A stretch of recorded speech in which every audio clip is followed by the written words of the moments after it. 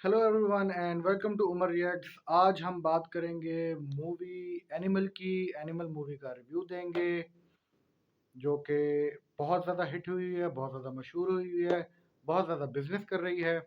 तो ये थोड़ा सा लंबा रिव्यू होगा। काफ़ी अरसे बाद हम आपके पास आ रहे हैं तो एक दफ़ा फिर आपको अपने चैनल पे वेलकम कर रहे हैं। जी हाँ, एनिमल मूवी जिसकी लाइमलाइट लेने वाले हैं बॉबी देओल।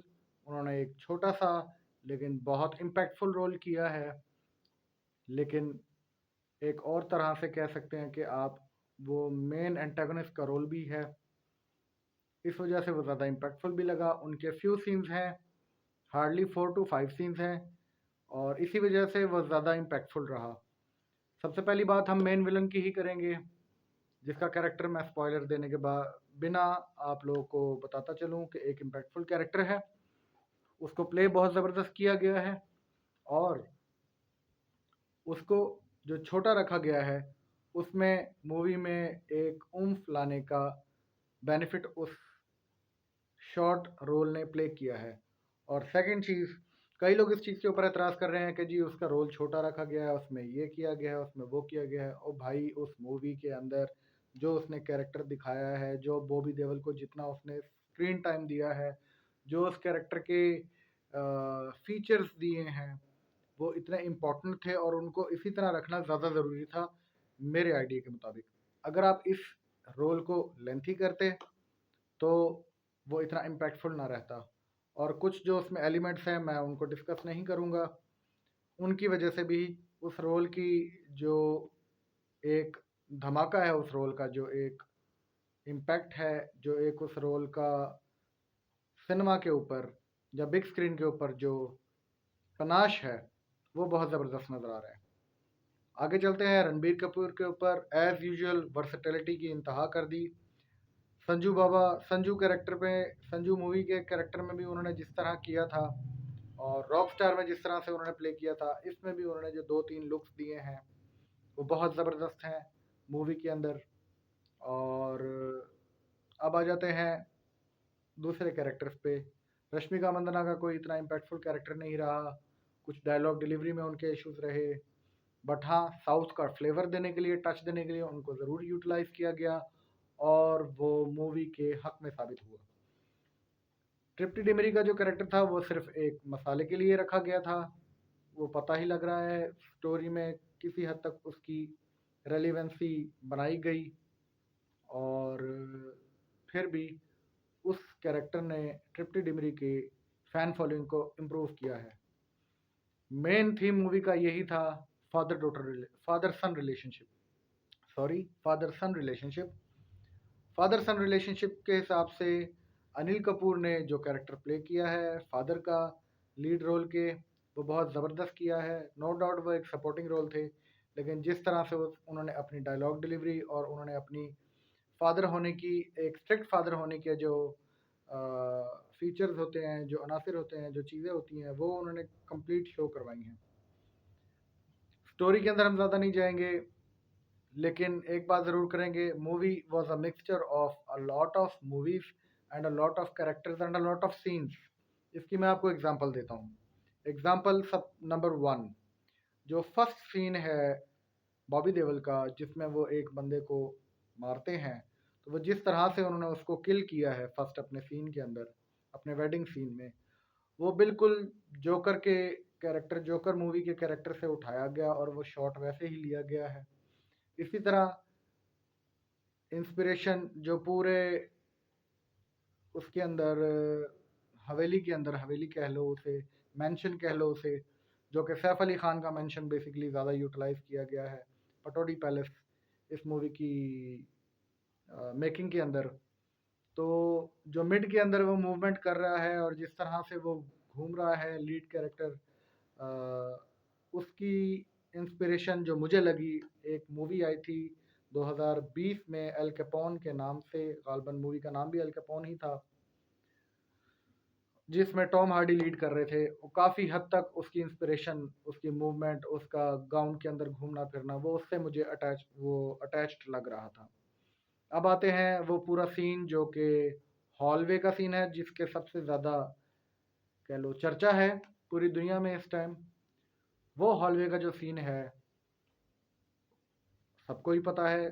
संजय दत्त की एक मूवी आई थी जिंदा, जो कि खुद एक कॉपी थी कोरियन मूवी की। कुछ उधर से इंस्पिरेशन ली गई है।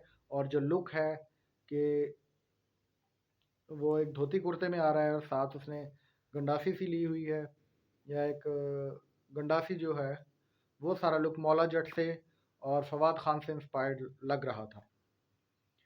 कह सकते हैं कि आप ये सारा कुछ जो है ना एमलगमेट करके मिक्स करके जो है आपको शो करवाया गया है। इस मूवी के अंदर बहुत सारी जगहों से इंस्पिरेशन लेके इस मूवी को कंप्लीट किया गया है।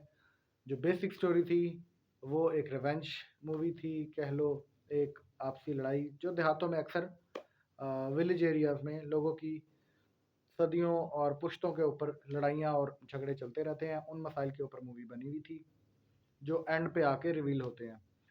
जो बॉबी देओल के कैरेक्टर का मुस्लिम होना और उसके बाद थ्री वाइफ्स का जो सारा सिनारियो था, वो भी इन्होंने बस स्टोरी में थोड़ा सा डिफरेंस डालने के लिए या कैरेक्टर के अंदर डिफरेंस डालने के लिए उन्होंने उसको लेयर्ड करने के लिए ये सारी चीज़ें ऐड की गई।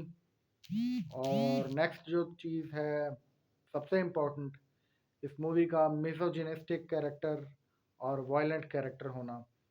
दो चीज़ों के ऊपर मूवी बेस की गई है। कुछ हद तक शोर भी ज़्यादा है, लेकिन इतना ज़्यादा मुझे नहीं फील हुआ क्योंकि मूवी की लेंथ इतनी ज़्यादा थी, 3 hours 22 minutes। तो शायद उसके अंदर वो इक्वली डिवाइड हो गया हो वायलेंस और सेक्स। वायलेंस की आप बात करें तो आपको शोर ज़्यादा आता है, लेकिन सीन्स टोटल 2 या 3 ही हैं जिसमें थोड़ी सी वायलेंस आ रही है। बाकी एक फैमिली लाइक एक घर की स्टोरी ही चल रही है और किस तरह से वो अपने फादर के लिए, उनके डिफेंस के लिए काम करता है उनका बेटा, because he loves his father a lot, and just to prove that he is son, he is the righteous, what must I say, heir for his property, for his work, for his factory, for his company।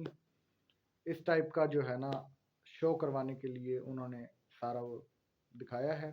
वो character अपने आप को prove कर रहा है अपने father के सामने कि I am the righteous son and the most loving son. है तो अकेला बट स्टिल वो प्रूव कर रहा है अपने लव को फादर के लिए, अपने फादर के सामने।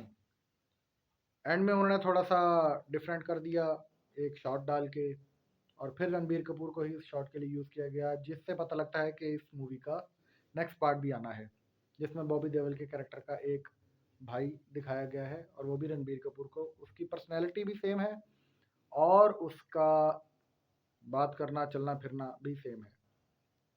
उस सीन के ऊपर आप लोग बात करेंगे क्योंकि आप लोग खुद बताएंगे कमेंट्स के अंदर किस तरह से उसको फिट किया गया है इसके अंदर, क्योंकि the way he tells his eyes, his looks, अपनी आई डोंट नो वो उसकी गर्लफ्रेंड थी या क्या थी, वो शो करवाने के लिए प्रॉब्लली उसने सर्जरी करवाई है, जो कि उसमें बताया भी जाता है थोड़ा सा। तो ये था छोटा सा रिव्यू। मूवी अच्छी है, बिजनेस बहुत ज़बरदस्त कर रही है। 9 दिनों में उसने ऑलमोस्ट 700 करोड़ इंडियन रुपीस कमा लिए हैं, और फॉर श्योर ये मूवी 2023 की बिगेस्ट हिट रहेगी, और नंबर्स बहुत ज़्यादा बढ़ रहे हैं। अभी मूवी और कुछ नहीं तो 2 महीने सिनेमा घरों में टिकी रहेगी, और 6 महीने तक आपको OTT पे ये मूवी या ब्लू रे में या किसी भी एंगल में आपको डिजिटल उसमें आई डोंट थिंक के मिलेगी। बहुत अच्छी मूवी थी। Sandeep Reddy Vanga as a director, उन्होंने बहुत ज़बरदस्त काम किया। हाँ, लोगों को मूवी की स्टोरी पे, वायलेंस और सेक्स यूज़ करने पे और मिसोजिनिस्टिक कैरेक्टर शो करवाने पे लीड रोल को बहुत ज़्यादा लोगों की क्रिटिसिज्म चल रहा है। बट यू नो इट्स 2023 और दुनिया जो है बिल्कुल इस टाइम बहुत ज़्यादा टची हो गई है, छोटे छोटे मामलात के ऊपर जो है सेंसिटिव हो जाती है और नेगेटिव ले जाती है। तो इट्स सिनेमा, आप इससे एंटरटेन हो, आप इसे इंजॉय करें, आप उस कैरेक्टर को देखें कि वो कैरेक्टर है, उसकी पर्सनैलिटी ऐसी है। आपको ऐसी पर्सनैलिटीज बहुत सी दुनिया में मिलेंगी, बहुत सी गुजरी होंगी। अर्जन वैली जो सॉन्ग है वो बेसिकली एक कैरेक्टर पे ही, एक रियल लाइफ पंजाबी हिस्ट्री के किसी कैरेक्टर पे ही उन्होंने वो गाना लिखा है। और वो भी इस किस्म का ही था जिस किस्म का इस मूवी का लीड रोल नज़र आया है। उम्मीद है आपको हमारा रिव्यू अच्छा लगा होगा। हमने मूवी देखी आपके लिए, आपको रिव्यू दे रहे हैं। हाँ, थोड़े बहुत स्पॉयलर्स मैं फिर भी बचते-बचते दे गया, उसके लिए आई अपोलोजाइज़। बट स्टिल आप मूवी को एन्जॉय करें और हमें लाइक करें, कमेंट करें और बताएँ आपको हमारे रिव्यूज़ कैसे लगे।